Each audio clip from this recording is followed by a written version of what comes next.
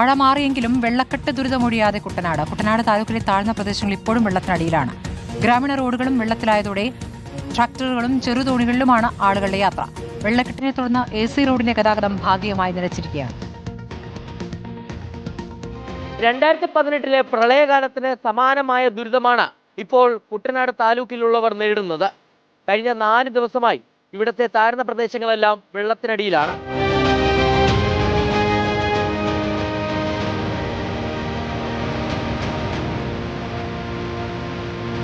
പമ്പയാറും മണിമലയാറും കരകവിഞ്ഞതോടെ കുത്തിയൊലിച്ചെത്തിയ വെള്ളമാണ് കുട്ടനാട്ടുകാരുടെ ദുരിതം വർദ്ധിപ്പിക്കുന്നത്. തലവടി, മുട്ടാർ അടക്കമുള്ള ഇടങ്ങളിലെ നിരവധി വീടുകൾ ഇപ്പോഴും വെള്ളത്തിനടിയിലാണ്. വീട്ടിലിറങ്ങാനോ യാത്ര ചെയ്യാനോ കടയിൽ പോയി സാധനം മേടിക്കാനോ പറ്റത്തില്ല. ഒരുപാട് നീന്തി പോകണം. ആരെങ്കിലും കുട്ടികൾ സാധനം എന്തെങ്കിലും ഒരു ഏത്തപ്പഴവും ക്യാമ്പിൽ ചെന്നാൽ നമുക്ക് വെട്ടമില്ല, ഇലക്ട്രിസിറ്റി ഇല്ല, ആളെല്ലാം കൂടെയാണ്, ഒറ്റയ്ക്ക് പറ്റത്തില്ല. ഗ്രാമീണ റോഡുകൾ വെള്ളത്തിലായതോടെ ഇതുവഴി ദുരിതയാത്രയാണ്.